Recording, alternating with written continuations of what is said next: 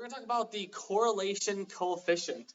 So if you remember the question that we looked at with scatter plots, we wanted to know how strong of a relationship is there. So we said we could visualize it, and we said, yeah, we can kind of say that's pretty strong, that's pretty weak, maybe there's no relationship. But we like to mathematically add some rigor to measure how strong that relationship is. So if you want to ask this question, how strong of a relationship is there between the two variables, we're going to calculate what we call the correlation coefficient R. Now, just as a note, this R is going to be a sample statistic. So from our data, we're going to be able to calculate R from sample data. But then we're going to have a population parameter appear as a different variable to help us be able to differentiate that between samples and populations. Okay, so some facts about R that we should know. So the first thing is that R is a number between -1 and 1, including the endpoints. It's not going to be larger than 1, not going to be less than -1. If R is close to 1, there's a strong positive linear relationship, or also correlation is another word instead of relationship. So if there is some type of strong relationship or correlation, it's going to be close to 1. Now, if it's close to -1, there's a strong negative linear relationship. So again, remember, we're talking about linear relationships, not any other type of quadratics or things. So now what that allows you to do is that if R is positive at all, then there's just a positive relationship. And if R is negative, then there's going to be a negative relationship. So the R value being positive or negative tells us, indeed, if there's a positive or negative relationship. And if it's closer to 1, it's strong. If it's closer to -1, it's going to also be strong. It's kind of like slope in the extent of positive slope means positive relationship, negative slope means negative relationship.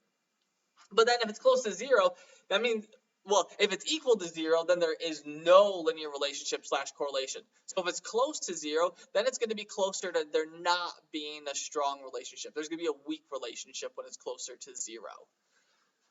And then if R is equal to either +1 or -1, there is a perfect linear relationship. So that means all of your data falls perfectly on the line. Now, this is something that you do not expect to happen. You do not ever, unless it's like a very trivial relationship, you don't normally expect things to fall perfectly on the line. So when we're pretty close to 1, that's usually going to be as good as we can get. But there's some situations in which we could have a perfect linear relationship. So some examples. If we look at this scatter plot, we said this would be a strong positive relationship. So if it's positive, that means R must be greater than 0. And if it's strong, that means it's going to be close to 1. So this would probably be an example where R would probably be something like, say, 0.98. This is a pretty strong relationship here. This is actually really quite close to 1. So we could give that example for that. Here, now we have a negative relationship. So that means R is going to be negative.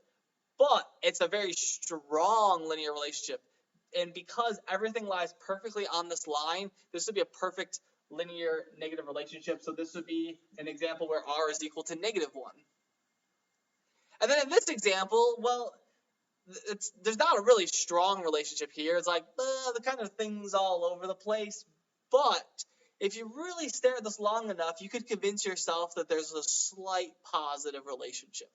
It seems a little bit like, okay, as I go to the right, things seem to go up a little bit, right? Seems to be a little bit of a gap over here and a little bit of a gap down there. So there's a positive one, just not very strong. So this could be something like, say, R is equal to, say, 0.3.